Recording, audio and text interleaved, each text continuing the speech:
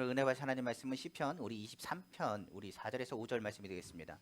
시편 23편 4절에서부터 5절 말씀이 되겠습니다. 시편 23편 4절에서 5절 말씀 우리 다 같이 말씀을 봉독하겠습니다. 내가 사망의 음침한 골짜기로 다닐지라도 해를 두려워하지 않을 것은 주께서 나와 함께 하심이라. 주의 지팡이와 막대기가 나를 안위하시나이다. 주께서 내 원수의 목전에서 내게 상을 차려주시고 기름을 내 머리에 부으셨으니 내 잔이 넘치나이다. 아멘. 사랑과 은혜가 풍성하신 주 하나님 아버지 감사합니다. 오늘 예수 그리스도의 보혈로 덮습니다. 그대마다 성령님 환영하고 인정하고 모시도록 의지하오니 성령 하나님 우리의 마음의 문을 열어주셔서 오늘도 주의 말씀을 들을 때 그 마음을 위로하시고 새 힘을 얻기를 간절히 원합니다.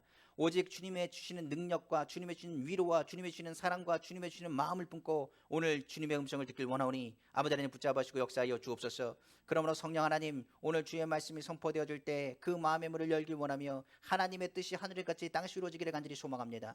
그러므로 주 하나님 말씀하여 주옵소서. 우리가 듣길 원합니다. 오늘도 하나님의 은혜와 능력과 위로를 더하시며 하나님의 뜻이 이루어질 수 있도록 축복하여 주옵소서. 이 모든 말씀 만왕의 왕이시고 만지의 주가 되시며 능력에 능치 못하심 없으시며 살아서 역사하시는 우리 주 예수님의 이름으로 축복하고 기도합니다. 아멘. 저는 오늘 시편 23편 4절에서 5절 말씀을 가지고 내가 사망의 음침한 골짜기가 두렵지 않은 이유라는 제목의 말씀으로 은혜 받기를 간절히 원합니다. 우리가 사는 시대는 점점 어려워간다고 말합니다. 그리고 두려움과 염려와 근심과 걱정이 끊이지 않는다라고 또 이야기합니다. 그러나 오늘 말씀은 오히려 여름날의 얼음 냉수와 같은 말씀이라고도 이야기할 수 있습니다.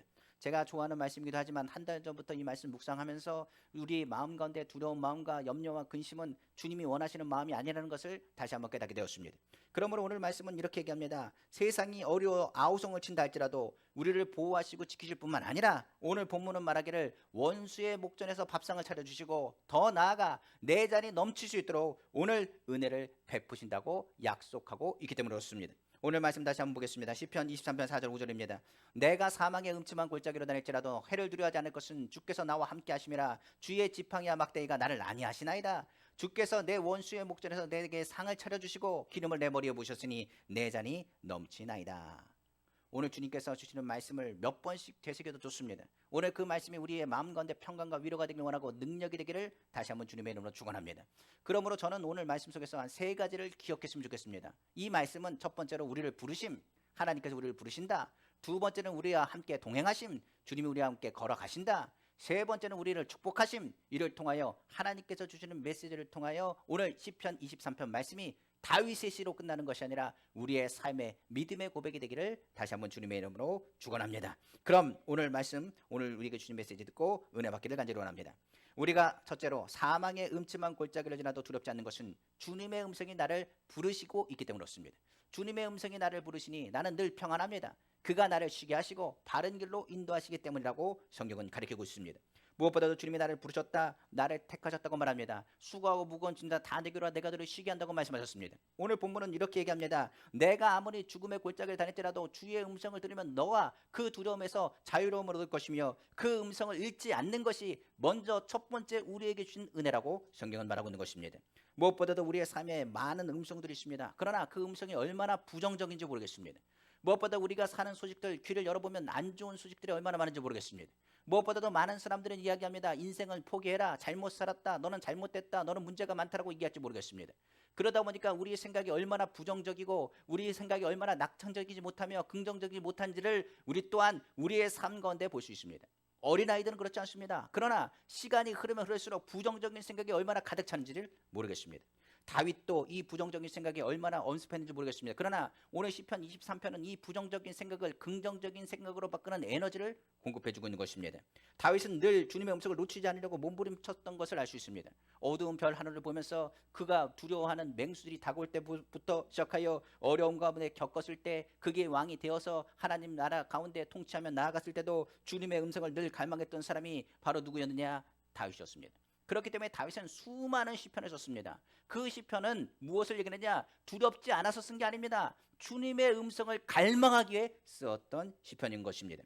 특별히 시편 23편 전에도 한번 얘기했습니다. 평안한 중에 쓰여진 시가 아닙니다. 풍성한 중에 쓰여진 시가 아닙니다. 그렇기 때문에 그가 어렵고 힘들고 배고프고 괴로운 그 순간에 하나님께서 나에게 부족함이 없습니다. 주님이 나의 도움이 되십니다. 나를 좋은 길로 인도할 줄 믿습니다. 맹수들이 달려드는데 나를 보호하시고 지키실 것을 믿습니다. 끊임없이 주님의 부르짖으며 주님의 음성을 갈망했던 모습을 확인할 수가 있는 것입니다. 그러므로 오늘 주님께서 말씀하신 것처럼 다윗이 고백합니다. 주님이 나를 이끄신다. 나를 책임지신다. 오늘도 실만한 물가로 인도하신다. 부정적인 생각이 다가와도 주님의 음성이 모든 불안과 염려와 근심을 내어 쫓는다고 성경은 또한 가리키고 있기 때문에 그렇습니다. 그러므로 오늘 아까 저도 봉독한 말씀입니다. 마태복음 11장 28절 29절입니다. 수고하고 무거운 짐을 따라 다 내게로라. 내가 너희를 쉬게 하리라. 나는 마음이 온유하고 겸손하니 나의 멍에를 메고 내게 배우라. 그리하면 너희 마음이 쉼을 얻는다고 말했습니다. 마찬가지로 주님의 음성을 듣고 주님의 음성에 반응하고 주의 말씀에 순종하기만 한다면, 부르심에 대해서 아멘으로 나오기만 한다면, 그 명령에 순종하면 그는 반드시 쉴만한 물가로 인도하시며 부족함이 없음의 믿음의 고백이 나타나게 되는 것입니다. 시편 23편 1절에서 2절입니다. 여호와는 나의 복자시니 내게 부족함이 없으리로다. 그가 나를 푸른 풀밭에 누이시며 쉴만한 물가로 인도하신도다. 악한 영은 자꾸만 우리 귀 속에서, 우리 마음속에서 속삭입니다. 자꾸만 나의 생각에 자괴감을 주고 부정적인 생각으로 나를 쓸모없는 사람 취급합니다. 넌 쓸모없고 너가 하는 일은 소용이 없으며 너는 형편없는 사람이라고 끊임없이 이야기합니다. 그런데 하나님의 말씀은 자꾸만 우리에게 말하는 것이, 너는 하나님의 사랑을 받는 사람이야. 너는 하나님의 귀한 자녀야. 나는 너를 버리지 않아. 나는 너를 떠나지 않아. 내 구하는 것을 내가 반드시 응답할 거야. 내가 너를 도울 것이며 내가 너를 축복하시라고 끊임없이 말씀하고 있는 것입니다.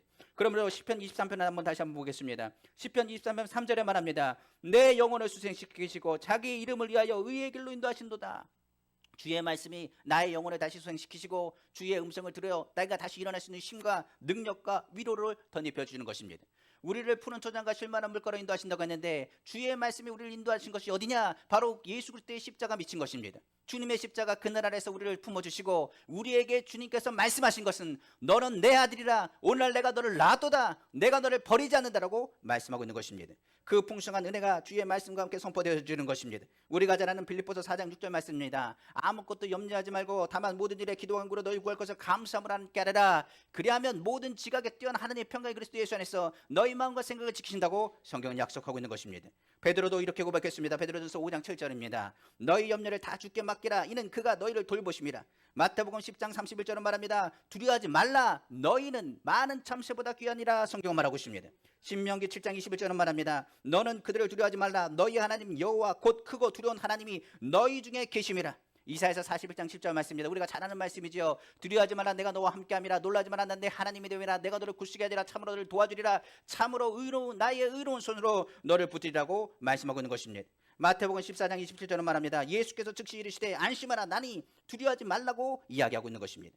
그러므로 두려울 때 주의 말씀은 우리에게 강한 능력이 됩니다. 두려울 때, 부정적인 생각이 들어올 때 말씀을 듣고 읽으면, 그리고 그 말씀 가운데 우리를 사랑하시는 주님의 음성을 듣게 되는 것입니다. 우리의 생각이 바뀌고 날 구원하신 주님이 절대로 우리를 놓지 아니하시며, 우리가 하는 모든 일에 나는 형편없는 사람이 아니라 하나님의 자녀며 하나님의 축복받을 자격 있는 사람인 것을 성경은 말하고 있는 것입니다. 어린 시절에 제가 큰 집에 가면 시골에 있었습니다. 시골에 있으면 무엇보다도 아는 것처럼 잠자는 자리가 따로 있고 화장실이 따로 있습니다. 근데 새벽에 가면 꼭 화장실을 가고 싶습니다. 그때 어린 시절에 얼마나 무서웠는지 어머니를 깨웁니다. 그럼 엄마 일어나라고 하고, 나 지금 화장실 가야 된다고. 그럼 화장실 밖에서 어머니가 서 있습니다. 그러면 저희가 볼일 보다가 묻습니다. 엄마 거기 있는 거 맞냐고. 그런데 그러면 있다라고 그러면 그냥 그 마음이 편안해집니다. 그러다가 엄마 있냐고 물어보면 아무 대답이 없습니다. 그럼 조그만 소리를 하다가 큰 소리로 말합니다. 어딨냐고 외칩니다. 그러면 이렇게 얘기합니다. 시끄럽게 좀 하지 말라고. 다른 사람 다 자는데 조용히 하라고. 나 여기 있다고. 그런데 그 말 듣는 그 가운데 마음이 어떻게 되냐? 두려운 마음은 사라집니다. 엄마 옆에 있으니까 내가 지금 이 가운데 두려워 떨 필요가 없다. 내가 걱정할 필요가 없다. 그 마음이 평안한 것입니다. 말씀도 똑같습니다. 오늘날 주님은 이렇게 말합니다. 주님의 말씀에 보면 주님이 여기 계신다고 말씀하십니다. 바로 그 말씀의 뜻이 무엇입니까? 바로 임마누엘입니다. 임마누엘의 뜻이 무엇입니까? 하나님이 우리와 항상 함께 하신다는 말씀 아니겠습니까? 주의 말씀이 우리의 발이 등에 되는 것입니다. 우리와 함께 하시는 주님의 음성이 우리로 하여금 무엇을 주느냐? 두려워하는 마음이 아니라 주님이 내 음성을 듣고 있다고 말씀하시고 그 모든 것 가운데 평안함과 위로를 더하여 주시는 것입니다. 그럼 우리는 쓸모없는 사람이 아닙니다. 우리 아빠 아버지신 하나님 아버지께서 우리를 보호하시고 지키신다라고 말씀하고 있기 때문에 그렇습니다. 그러므로 사망의 은치만 골짜기를 다닐지라도 주의 음성을 놓치지 않는다면, 주님께서 우리에게 주는 그 평안을 통해서 반드시 그 말씀 안에서 설 수 있다는 사실을 기억하시기를 주님의 이름으로 축복합니다. 두 번째로 사망의 음침한 골짜기에 들을지라도 내가 두려워하지 않는 것은 다른 것이 아닙니다. 주님이 나와 함께 걸으심으로 사망의 음침한 골짜기가 더 이상 두려울 것이 없기 때문입니다. 성경은 말합니다. 오늘 주님이 사망의 음침한 골짜기를 함께 동행하신다고 말합니다. 그러므로 강하고 담대함을 잃지 말라고 성경 가르치고 있습니다. 오늘 성경에 말하기를 주님의 지팡이와 막대기가 너를 보호하신다고 말하고 있습니다. 우리가 성경을 보면 알 수 있는 것처럼 주의 음성은 우리로 하여금 긍정적인 생각을 줍니다. 그런데 하나님께서 약속하신 것은 다른 것을 말하지 않습니다. 다른 세상은 말로 말할지 모르겠습니다. 그런데 주님께서는 말을 하신 것이 아니라 우리 삶에 친히 개입하신다는 사실입니다. 성경은 이렇게 말합니다. 말로만이 아니다. 너희가 나의 이름을 부르고 나를 찾으면 내가 너희 삶 가운데 개입한다고 말씀하신 것입니다. 그러니까 말씀이 말씀으로 끝나는 것이 아니라 말이 말로 끝나는 것이 아니라 말이 적극적인 개입하심으로 나타나게 되는 것입니다. 우리가 살면서 마음에 근심할 때가 있습니다. 그리고 염려할 때가 있습니다. 어떤 좋은 얘기를 들어도 근심되고 염려될 때가 많이 있습니다. 그런데 주님께서 이렇게 말합니다. 누가 보호해 준다고 해도 누군가가 책임질 수 없습니다. 누가 지켜준다도 그 지켜주는 건 한계가 있습니다. 그런데 주님께서는 말씀하시기를 내가 끝까지 너를 지키시고 내가 너를 보호하신다라고 약속하셨기 때문입니다. 우리의 삶 가운데 불안과 초조, 염려, 근심, 공포, 낙심, 절망이 다가올 때가 많이 있습니다. 그것이 파도처럼 다가올 때가 많이 있는데 그것을 우리는 사망의 음침한 골짜기라고도 이야기합니다. 사망의 음침한 골짜기 누군가는 없다? 아닙니다. 누구에게나 있는 것이 사망의 음침한 골짜기입니다. 그러나 그 눈앞이 깜깜하고 미래가 없는 그런 상황에서 주님이 개입하신다는 그 말씀은 우리로 하여금 다시금 이길 수 있는 힘을 주고 위로준다는 사실입니다. 생각해 보십시오.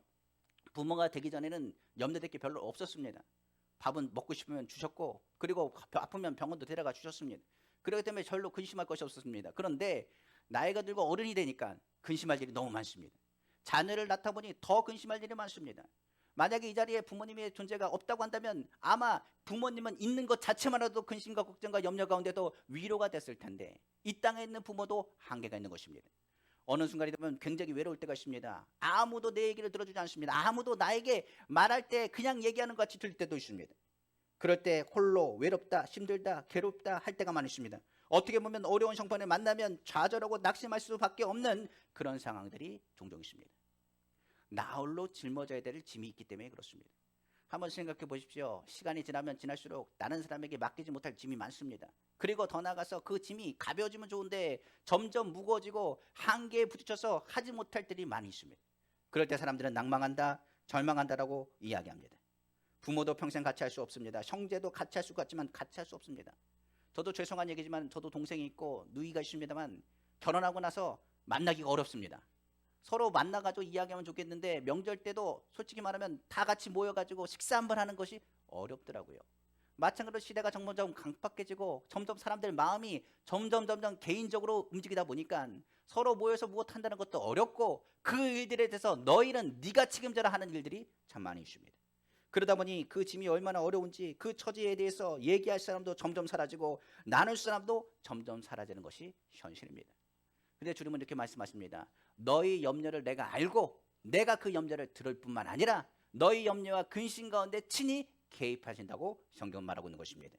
우리 눈에 보이지 않고 귀에 들리지 않으면 손에 잡히지 않습니다. 그런데 오늘 예수님도 눈에 보이지 않습니다. 귀에 들리지 않습니다. 손에 잡히지 않습니다. 그러나 우리가 만질 수 없어도 바람같이 공기같이 성령으로 우리 가운데 함께 하신다고 성경은 말씀하고 있는 것입니다. 그래서 성경에서 말하기를 예수님께서 떠나실 때 이렇게 얘기했습니다. 제자들에게 말하기를 너희에게 또 다른 보혜사를 보낼 것이라. 내가 떠나는 것이 너희에게 유익이라. 성령께서 너희 마음 가운데 내가 무엇을 해야 될지를 알려주고 가르쳐줄 것이며 그런 상담가가 되시고 위로자가 되시고 힘이 되시고 능력이 될 거예요. 그를 통하여서 세상이 감당 못할 믿음을 너희에게 더하신다고 말씀하고 있는 것입니다. 그러므로 성령이 우리 가운데 임하면 우리가 사망의 공정한 골짜기를 다닐지라도 우리가 함께 하신 주님께서 그 성령의 불기둥과 구름 기둥으로 보호하시사 우리의 삶에 승리하겠다고 약속하셨다고 성경 말하고 있는 것입니다. 그러면 성경은 이렇게 말합니다. 동행하라. 그리고 마음에 어떻게 하라? 강하고 담대하게 믿음으로 갈 것을 성경은 또한 말하고 있는 것입니다. 시편 31편 24절입니다. 여호와를 바라는 너희들아 강하고 담대하라 말씀하고 있습니다. 시편 20편 14절입니다. 너는 여호와를 기다릴지어다. 강하고 담대하며 여호와를 기다릴지어다. 성경의 신약에서는 성령을 기다리라고 말하고 있는 것입니다. 디모데후서 2장 1절에서 2절은 말합니다. 내 아들아, 그러므로 너는 그리스도 예수 안에 있는 은혜 가운데서 강하고 또 내가 많은 증인 앞에서 내게 들은 바를 충성된 사람들에게 부탁하라. 그들이 또 다른 사람들을 가르칠 수 있으리라. 그가 디모데가 무엇보다도 압니다. 디도도 그렇습니다. 그리고 많은 바울의 제자들은 두려움과 염려와 근심이 많았습니다. 그런데 성령이 너에게 함께함으로 너희가 오히려 충성된 일꾼이 될 것이고 누구든지 간에 주의 복음을 가리킬 자가 될 것임을 성경은 말하고 있는 것입니다. 더 나아가서 히브리서 10장 35절을 말합니다. 그러므로 너희 담대함을 버리지 말라. 이것이 큰 상을 얻게 하느니라. 요한일서 5장 14절을 말합니다. 그를 향하여 우리가 가진 바 담대함은 이것이니 그의 뜻대로 무엇을 구하면 들으심이라고 성경은 말하고 있는 것입니다. 그러므로 목자 되신 주님은 우리를 무책임하게 내팽개치시는 주님이 아니십니다. 그 주님은 우리와 함께 하시고 우리를 도우시는 분인 것을 성경은 말하고 있기 때문에 그렇습니다. 요한복음 14장 18절에 20절입니다. 내가 너희를 고와 같이 버려두지 아니하고 너희에게로 오리라. 조금 있으면 세상은 다시 나를 보지 못할 터이로되 너희는 나를 보리니 이는 내가 살았고 너희도 살았겠습니다. 그날에는 내가 아버지 안에 너희가 내 안에 내가 너희 안에 있는 것을 너희가 알리라. 성경은 말하고 있는 것입니다.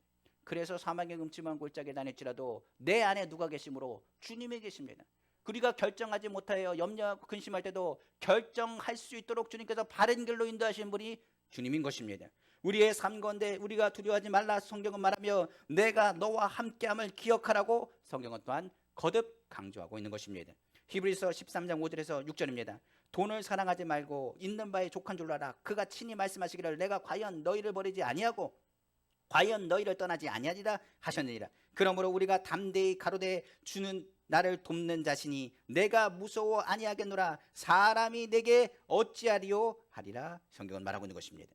그러므로 성령 안에서 주님과 동행하는 사람은 걱정할 게 없습니다. 물질적인 문제, 환경적인 문제, 삶의 문제가 다가와서 우리 마음에 근심과 걱정이 폭포수같이 다가온다 할지라도 주님이 우리의 삶 가운데 약속하셨습니다. 내가 너를 도울 것이라 약속하시고 너의 삶 가운데 재앙이 너희 가운데 떠나지 못하도록 너 보호할 것임을 성경은 말하고 있습니다. 너에게 다가오지 못하도록 재앙이 다가오지 못하도록 우리의 그늘이 되어주시고 우리를 지키신다고 약속하셨기 때문입니다. 성경 한번 보겠습니다. 시편 91편 1절에 7절입니다. 지존자의 은밀한 곳에 거주하며 전능자의 그늘 아래 사는 자여 나는 여호와를 향하여 말하기를 그는 나의 피난처요 나의 요새요 내가 의뢰한 하나님이라 하리니 이는 그가 너를 새 사냥꾼의 울매에서와 심한 전염병에서 건지실 것이미로다. 그가 너를 그의 기초로 덮으시니 내가 그의 날개 아래에 피하리로다. 그의 진실함은 방패와 송방패가 되시나니 너는 밤에 찾아오는 공포와 낮에 날아오는 화살과 어두울 때 퍼지는 전염병과 밝을 때 닥쳐오는 재앙을 두려워하지 아니하리로다.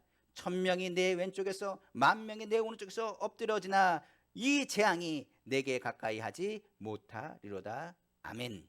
사망의 음침한 골짜기를 달릴지라도 주님이 말씀하셨습니다. 내 기초로 너를 보호할 것이며 재앙이 너희 가운데 다가오지 못하게 할 것임을 성경은 말합니다. 오늘날 주님은 나에게 불말과 불병거가 되셔서 나의 진을 치고 도와주시고 보호하십니다. 주님 품에 안겨 있는 사람은 바로 주님의 불기둥과 구름기둥으로 우리를 지키시고 세상에 우리를 이길 자가 없을 것임을 성경은 말하고 있습니다. 오늘 본문은 목자신 주님께서는 지팡이와 막대기로 나를 안심시켜주고 위로하신다고 말씀하셨습니다. 주님이 우리와 함께 계실 때 주님은 가만히 계신 분이 아닙니다. 끊임없이 우리 마음 가운데 말씀하실 것입니다. 너가 주의 말씀을 붙잡으라고 말할 겁니다. 그리고 내가 너를 도와준다고 주님께서 말씀하실 것입니다. 예수님의 말씀에 나오는 그 말씀이 지팡이와 막대기가 될 것이며 바로 그리스도의 십자가의 보혈의 공로를 통하여 우리 가운데 있는 부정적인 생각들을 내어 던진다는 사실을 기억하시기를 주님의 이름으로 축복합니다. 주님께서 이렇게 말씀하십니다. 출애굽기 14장 14절에 여호와께서 너희를 위하여 싸우시니 너희는 가만히 있을지어다. 내가 너를 위해서 싸운다고 약속하셨습니다. 우리가 아는 예수님께서 제 배를 타고 가실 때 일입니다. 피곤하셔서 백고문에 죽으시고 계셨습니다. 그때 풍랑이 불었습니다. 갑자기 잠잠했던 날씨가 구름이 끼고 거센 바람이 불더니 큰 풍랑이 일어났습니다. 제자들이 그 풍랑을 벗어나려고 노력했지만 되지 않았습니다. 그 풍랑이 꼭 사망의 음침한 골짜기 같았습니다. 그가 가는 그 가운데 그 풍랑이 얼마나 컸는지 물을 퍼내도 계속 물이 배 안에 물이 차기 시작했습니다. 이제 죽었다 생각했습니다. 아무도 그들을 도와줄 자가 없었습니다. 육지에서 이미 멀리 떨어져 있기 때문에 풍랑이 얼마나 무서운지 그들은 똑똑 잘 알고 있었습니다. 그들은 갑자기 버림받고 소외됐다는 생각이 들었습니다. 그때 깨달은 것은 풍랑 가운데 바다를 지나가는데 혼자 있는 것이 아니라 예수님이 계신다는 것을 깨달았습니다. 그래서 그들은 예수님을 깨우기 시작했습니다. 주여 주여 우리가 죽게 되었나이다. 우리를 구원해 주십시오. 주님께서 잠에서 일어나시더니 바람과 바다를 꾸짖기 시작하십니다. 그리고 말씀으로 바람과 바다를 꾸짖음에 순식간에 풍랑에 잠잠했다고 말합니다. 제자들이 이 사실을 보고 이렇게 고백합니다. 이 어떠한 불이기에 바람과 바다가 순종하는가? 예수님이 누구십니까? 예수님은 하늘과 땅의 모든 권세를 가지신 분이십니다. 성경은 말합니다. 그는 우리를 사랑하사 우리를 위해서 십자가에 못 박여 죽으시고 우리의 죄를 청산하시며 부활하신 분이 주님이십니다. 그러므로 죄의 문제는 우리가 해결할 수 없습니다. 삶의 문제를 해결할 수 없습니다. 그런데 그 문제의 해결자가 되시는 분이 바로 주님이십니다. 그는 사망 권세를 이기신 분이며 그분은 우리의 친구가 되신다고 성경은 말하고 있으며 우리의 모든 짐을 대신 짊어지시는 분이라고 말씀하고 있습니다. 그리고 우리는 하나님의 힘으로 우리를 도우시고 우리에 함께 거하신다고 성경은 말하고 있는 것입니다. 그럼 다시 한번 묻습니다. 내가 사망의 음침한 골짜기를 안 다닐 수는 없을까요? 사망의 음침한 골짜기 그냥 평탄한 길로 갈 수 없을까요? 제가 분명히 말씀드립니다. 우리는 평탄한 길만 가지 않습니다. 사망의 음침한 골짜기 지나가야 됩니다. 그렇다면 우리가 이렇게 생각할 수 있습니다. 좋은 하늘 밑에서만 걸어가는 것이 아닙니다. 인생은 풍랑도 불고요, 고통과 어려움과 바람과 눈보라가 치는 날에도 걸어가야 되는 것이 인생이라고까지 성경은 말하고 있기 때문에 그렇습니다. 그러므로 사망의 음침한 골짜기가 우리 가정, 개인, 그리고 생활, 자녀, 사업 모든 것 가운데 다가오신다는 사실입니다.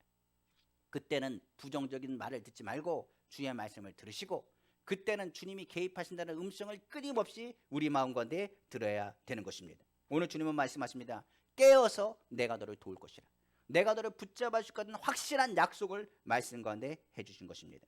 우리는 두려워하면 안 됩니다. 왜냐하면 주님이 함께 하시고 그 문제를 해결하시기 때문입니다. 오늘 성령이 부르짖고 기도하면 그 성령께서 우리 마음 가운데 옳은 길을 택하게 하시고 이기심을 허락해 주시는 것입니다. 그러면 성경은 말합니다. 권세와 능력과 모든 지팡이와 막대기 나를 싸워 주시고 나를 위해서 싸우시고 내 마음에 위로와 평안함을 주실 뿐만 아니라 우리가 지금 하나님 나라로 나아가는 모든 발걸음 가운데 사망의 음침한 골짜기를 다닐지라도 두려워하지 말 것은 주께서 우리를 돌보시기 때문인 것을 말씀하고 있기 때문인 것입니다. 그러므로 우리가 주의 말씀을 붙잡고 믿음으로 나아간다면 주님이 분명 오늘도 우리의 나라, 우리 가정, 개인, 교회 모든 것 가운데 지키시고 보호할 줄로 믿습니다. 그러므로 오늘 예수 그리스도의 보혈을 바르고 성령님을 의지하고 주님의 말씀의 지팡이와 막대기로 원수에게서 건져내시며 시험에서 건져내심을 바라보고 주님을 찾기를 주님으로 축원합니다. 그러므로 주의 음성을 듣는 사람은 주의 말씀을 붙잡고 부르짖어야 됩니다. 성령이 우리 가운데 더하여 주십니다. 그러므로 성령께서 말씀하신 것처럼 우리의 삶의 세상의 풍파는 우리가 해결하는 문제가 아닙니다. 하나님께서 그 문제를 해결해 주셔야 되는 것입니다. 두려워하지 말고 부르짖으십시오. 그러면 주님께서 오늘 우리 안에 거하실 뿐만 아니라 그 문제에 친히 개입하신다고 말씀하고 있는 것입니다. 마지막으로 사망의 음침한 골짜기를 달할지라도 두려워하지 않는 것은 그 두려움의 장소는 축복의 장소가 되기 때문에 그렇습니다. 주님이 축복하시니 원수가 두렵지 않습니다. 오히려 원수 앞에서 행하실 하나님의 특별한 밥상을 기대하게 되는 것입니다. 저는 이 말씀을 하기 위해서 앞에 두 가지를 이야기했습니다. 한번 생각해 보십시오. 주의 음성도 들었습니다. 그리고 주님이 우리와 함께 개입하신다고 말씀하셨습니다. 그런데 문제는 누가 문제냐? 내가 문제입니다. 내 태도가요 굉장히 하나님 말씀에 순종하지 못합니다. 내 태도와 고집이 얼마나 우리 가운데 많은 부분을 망쳐가는지 모르겠습니다. 성경은 말합니다. 우리에게 말하죠. 원수의 목전에서 오히려 밥상을 차려주시고 기름을 내게 부리시며 내 잔이 넘친다라고 다윗은 고백하고 있습니다만 우리의 태도가 바르지 않는다면 주님이 도와줄 수가 없습니다. 분명히 말씀하고 있습니다. 부르짖어야 되는데 가만히 있으면 주님 안 도와주십니다. 이스라엘 민족이 그 가운데 주님 바라보고 40년 광야 생활했습니다. 우리가 아는 것처럼 그들이 40년 광야 생활할 필요가 없었습니다. 2년 반만 있었으면 가나안 땅에 들어갈 수 있었습니다. 그런데 그들이 왜 가나안 땅에 못 들어갔는지를 우리는 알아봐야 됩니다. 성경은 말합니다. 하나님께서 이스라엘에게 주신 밥상을 차려 먹지 않아서 그렇습니다. 성경은 뭐라고 하느냐? 그들이 하나님께서 약속하셨습니다. 뭐라고 했느냐? 너희는 약속의 땅으로 갈 거라고 약속하셨습니다. 그리고 그들을 축복하셨습니다. 너희가 머리가 되고 꼬리가 되지 않는다고 말했습니다. 그런데 성경에 뭐라고 말했느냐? 그들이 믿지 아니함으로 그가 약속의 땅에 밟지 못했다고 성경 말하고 있는 것입니다. 민수기서 14장 9절에 말합니다. 오직 여호와를 거역하지 말라. 또 그 땅 백성을 두려워하지 말라. 그들은 우리 밥이라. 그들의 보호자는 그들에게서 떠났고 여호와는 우리와 함께 하시느니라. 그들을 두려워하지 말라. 성경은 말하고 있는 것입니다. 생각해 보십시오. 가나안 7족속이 사라집니까? 안 사라집니다. 가나안 족속에 있는 사람들 광야이고 그 성벽이 높고 그곳 주민들은 네피림의 후손 아낙 자손 대장부여 거인이라고 말했습니다. 그 사실 현실 바뀌지 않습니다. 생각해 보십시오. 신앙생활에 현실이 바뀐 적이 있습니까? 저도 신앙생활하며 믿음으로 나아가지만 안 바뀌더라고요. 관계가 흐트러진 게 회복되느냐, 회복 안 되는 경우도 많이 있습니다. 일하다 보면 부딪히지 않는 경우도 없고 부딪히는 경우도 태반입니다. 환경이 바뀌는 것은 없고 문제는 문제대로 늘어날 때가 많이 있습니다. 그러나 우리의 태도가 바뀌면 그것은 하나님께서 주신 밥상이요 기회가 된다고 성경은 말하고 있는 것입니다. 여호수아와 갈렙은 말합니다. 이것은 우리의 밥이라. 그들은 우리의 밥이라. 그들의 신은 떠났고 그들 가운데 있는 모든 것은 떠나갔으니 주님께서 우리에게 주신 밥상을 차려 먹으면 된다라고 여호수아와 갈렙은 선포했던 것입니다. 밥상을 앞에 두고 투정하면 안 됩니다. 밥을 잘 차려 먹으면 힘을 얻고요. 원수를 제압할 능력도 받게 되는 것입니다. 이게 힘은 그 밥상 안에서 우리의 태도가 어떠한지에 따라서 달라지는 것입니다. 한번 생각해 보십시오. 다윗과 골리앗이라는 얘기 우린 잘 알 것입니다. 이스라엘 민족은 바들바들 떨었습니다. 성경을 보니까 다윗의 형들이 많았습니다. 그곳에 전쟁에 참여한 다윗의 형들마저도 두려워 떨었습니다. 오히려 골리앗은 의기양양해가지고 외치기 시작합니다. 뭐라고 외치느냐? 이스라엘의 왕이 없느냐? 이스라엘의 용사가 없느냐? 이스라엘 하나님은 도대체 어디 있느냐? 하면서 소리치기 시작했습니다. 골리앗이 그 앞에서 이야기했을 때 이스라엘 민족들은 뒤에서 욕은 했지만은 바들바들 떨며 어떻게 다가가지 못했습니다. 그때였습니다. 다윗이 등장했습니다. 다윗은 완전히 태도가 달랐습니다. 그 모든 골리앗 그리고 블레셋 사람들은 하나님이 우리에게 주신 밥상이라고 선포했습니다. 그들은 우리의 밥상이라고 말했습니다. 그리고 고함치고 넌 내 밥이라고 얘기했습니다. 오히려 골리앗 앞에서 넌 내 거라고 얘기했습니다. 너는 짐승 중에 하나일 뿐이다라고 얘기했습니다. 하나님이 너를 내 밥으로 만들어 줬으니 내가 너를 통해서 염려하고 근심할 것이 무엇이냐? 다윗은 물맷돌을 가지고 골리앗을 향해 던졌습니다. 하나님은 그 자리에서 골리앗을 넘어뜨리고 이스라엘은 대승리를 거두게 됩니다. 성경은 말합니다. 그날 이스라엘은 블레셋을 뭐처럼 섬겼느냐, 뭐처럼 다가가느냐, 밥상으로 받아먹었다는 것을 성경은 말하고 있는 것입니다. 다윗이 골리앗 밥상을 먹고 난 다음에 어떻게 됐는지 성경은 이렇게 말합니다. 얼마나 힘을 얻었는지, 성령이 얼마나 그에게 충만했는지, 나중에 그는 이스라엘의 왕이 되었다라고 성경 말하고 있는 것입니다. 성경의 다리엘의 세 친구를 한번 생각해 보십시오. 사드락과 메삭과 아벳느고의 얘기 우린 잘 알 것입니다. 누부갓네살 왕의 이야기는 우리가 너무 잘 압니다. 누부갓네살이 자기가 우상을 만들어 놓고 풀무불에 그 절하지 않으면 던질 거라고 말했습니다. 사드락과 메삭과 아벳느고에게 말합니다. 너희가 절하면 너희 용서해 주겠다고 말합니다. 그런데 풀무불 안에서 그들은 떨지 않았습니다. 오히려 말합니다. 왕이여, 우리가 왕의 명령에 순종하여 여태까지 있습니다. 그러나 왕의 우상에는 절하지 않겠습니다. 왕이 풀무불에 우리를 던져 넣으면 하나님께서 우리를 건져내실 줄로 믿습니다 라고 선포했습니다. 그리고 더 나아가서 이렇게 합니다. 만약 우리를 건져내지 아니하실지라도, 그리 아니하실지라도 우리는 왕의 우상에게 절하지 않겠습니다라고 단호하게 말했습니다. 사드락과 메삭과 아벳느고가 단호하게 말하자 느부갓네살이 화가 났습니다. 그리고 명령하여 그들을 풀무불에 던져버렸습니다. 그런데 풀무불에 뛰어들어가자 네 사람이 그 가운데 있던 것입니다. 세 사람을 던졌는데 한 명이 그 자리에 있었습니다. 네 명이 있었는데 네 번째 사람을 보니 하나님의 아들과 같았더라 라고 이야기합니다. 불의 세력에 불이 활활 타오는 풀무불 가운데 하나님의 아들이 그들 가운데 있었음을 성경은 말합니다. 오늘날로 말하면 하나님의 아들은 예수 그리스도입니다. 바로 목자신 주님이 되신 것입니다. 그 풀무불이 그들에게 뭐가 되느냐? 잔치자리요 밥상이 되었음을 성경은 말하고 있는 것입니다. 느부갓네살은 너무나 놀랐습니다. 하나님의 종 사드락과 메삭과 아벳느고야 나오라. 나와서 보니 불타는 흔적도 조금도 없었습니다. 풀무불은 사드락과 메삭과 아벳느고의 밥상이었습니다. 그 자리에서 그들은 힘을 얻었습니다. 높임을 받고 귀임을 받으며 느부갓네살 왕까지 회개하고 하나님을 믿게 되었으며 풀무불이 바로 밥상이었고 원수의 목전 앞에서 하나님의 밥상을 차리신 것을 그들로 하여금 깨닫겠다고 성경 말하고 있는 것입니다. 우리는 다니엘의 이야기도 합니다. 다니엘이 어떻게 했습니까? 원수들의 참소를 당했습니다. 원수들 때문에 사자굴에 들어가게 되었습니다. 그러나 사자굴을 하나님은 다니엘의 밥상으로 만드셨습니다. 오히려 원수의 목전에서 사자굴 밥상에 들어갔을 때 그는 거기에서 하나님이 차려놓은 밥상과 하나님이 차려주신 은혜의 도가니 가운데 서 있었습니다. 그 이튿날 다리오 왕이 다니엘에게 말합니다. 다니엘아, 내가 항상 섬기는 하나님이 너를 보호해 주셨더냐? 그때 다니엘이 이렇게 얘기했습니다. 왕이여, 만세주라 없어서 하나님께서 천사를 보내셔서 사자의 입을 봉하여 나를 지켜 주셨나이다. 다니엘이 거기서 인정을 받고 총리로 페르시아의 총리 대신이 되었습니다. 하나님의 밥상 안에서 그것을 받아 먹을 때 힘을 얻게 되는 것입니다. 우리의 삶 가운데도 크고 작은 밥상들이 있습니다. 그 환경의 밥상이 될 수 있고 염려와 근심으로 나갈지 모르겠습니다. 사람들이 감당하지 못한다 할지라도 그 밥상을 주님이 차려놓으셨을 때 그 밥상을 먹으면 하나님께서 그에게 힘을 주고 그를 통하여 원수를 이길 수 있는 능력을 더하여 주시는 것입니다.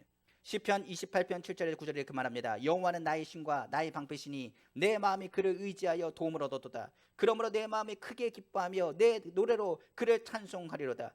여호와는 그들의 힘이시요 그의 기름 부음 받은 자의 구원의 요새이시로다. 주의 백성을 구원하시며 주의 산업에 복을 주시고 또 그들의 목자가 되시어 영원토록 그들을 인도하소서. 밥상 앞에서 투정을 부리면 안 됩니다. 밥상 앞에서 원망하셔서는 안 됩니다.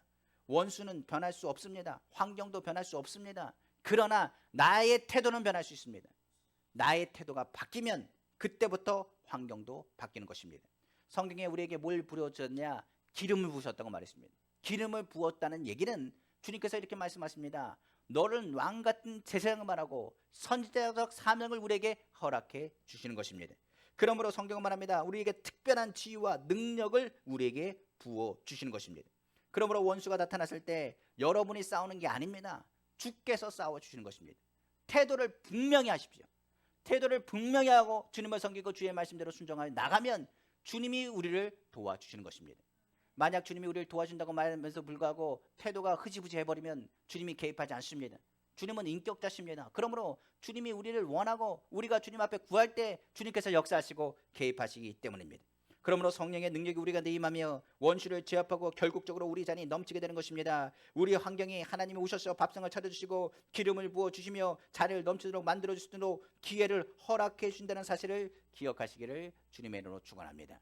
성경 한번 보겠습니다. 로마서 8장 31절에 32절 말씀입니다. 그런즉 이 일에 대하여 우리가 무슨 말하리요? 만일 하나님이 우리를 위하시면 누가 우리를 대적하리요? 자기 아들을 아끼지 아니하시고 우리 모든 사람을 위하여 내주신 이가 어찌 그 아들과 함께 모든 것을 우리에게 주시지 아니하겠느냐. 오늘 주님과 함께 나아가는 사람은 주님께서 아들까지 주셨습니다. 그러므로 더하신 하나님 은혜를 베풀 줄 믿습니다. 믿음으로 나아가는 사람은 은혜의 밥상을 받을 것입니다. 아무리 주려고 해도 우리 태도가 중요하지 않으면, 정하지 않으면 하나님 부어주지 않습니다. 그러므로 오늘 주의 음성을 우리가 듣고 긍정적인 생각을 하십시오. 그리고 주님이 우리 함께 하심을 믿는다면 주님이 개입하신다고 약속하신 그 말씀 속에서 확신을 가지고 믿음으로 나아간다면 하나님께서 우리 안에 있는 홍해를 가르시고 하나님의 역사 은혜를 베푸심을 믿으시기를 주님의 이름으로 축원합니다. 말씀을 마치겠습니다. 일생을 사는 동안에 우리에게는 늘 사망의 음침한 골짜기를 지나갈 때가 많이 있습니다. 전전긍긍하며 원수를 비난과 공격에 패하고 재기불능한 상황까지 빠져 넘어질 때도 있습니다. 가슴 저리고 두려워하고 살 때도 있습니다. 그러나 예수 그리스도를 믿는 우리는 그 가운데 우리의 목자 되신 주님을 바라봐야 됩니다.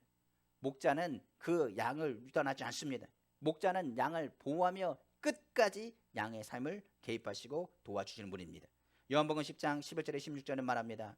도둑이 오는 것은 도둑질하고 죽이고 멸망시키는 것뿐이요 내가 온 것은 양으로 생명을 얻게 하고 더 풍성히 얻게 하려 함이라.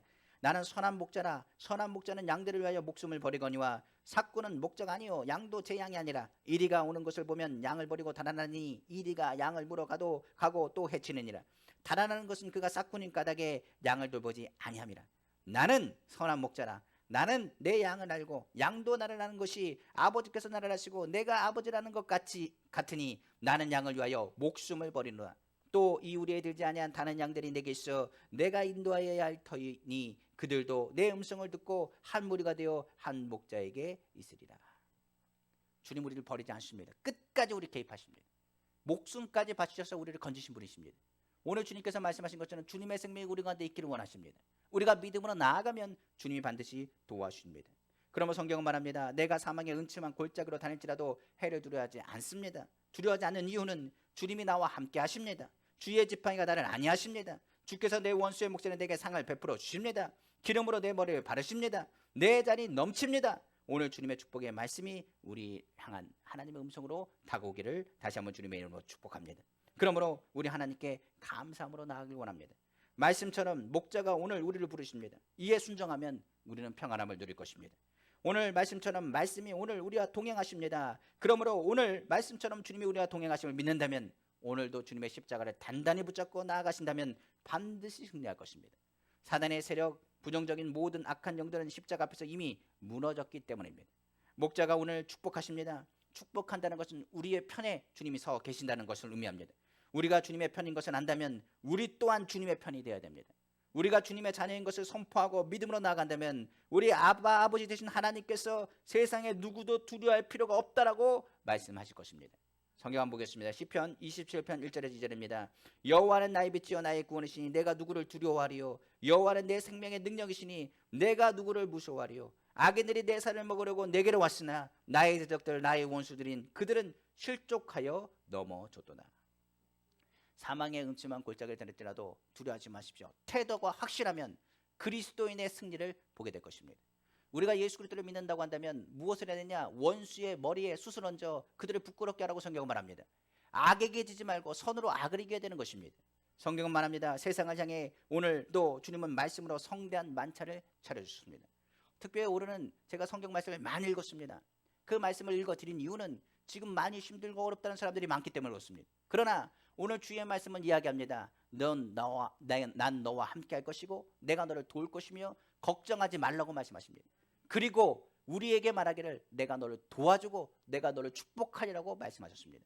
반드시 내가 복주고 복주라고 말씀하셨습니다. 그렇기 때문에 이제는 우리에게 달렸습니다. 태도를 분명히 하십시오. 주일 하나님의 말씀을 듣고 우리는 태도가 변해야 됩니다. 주님 오늘 나를 도와준다고 약속하셨사오니 내가 두려워하지 않습니다. 내 앞에 있는 이 밥상을 차려 먹겠습니다. 그리고 힘을 내서 승리하며 나아가겠습니다. 착하고 충성된 자가 내가 작은 일에 충성하시니 내가 큰 일을 너에게 맡기나 말씀하신 것처럼 우리 성도님 한 분 한 분이 주님의 큰 일을 맡아 주의 영광을 돌리기를 간절히 원합니다. 오늘 그 만찬에 축 처진 어깨를 펴시고 고개를 세워 다시 주님을 바라보길 원합니다. 오늘도 주의 말씀 속에서 마음의 잔에 은혜의 복이 넘치도록 부어주시기를 다시 한번 주님의 이름으로 축원합니다.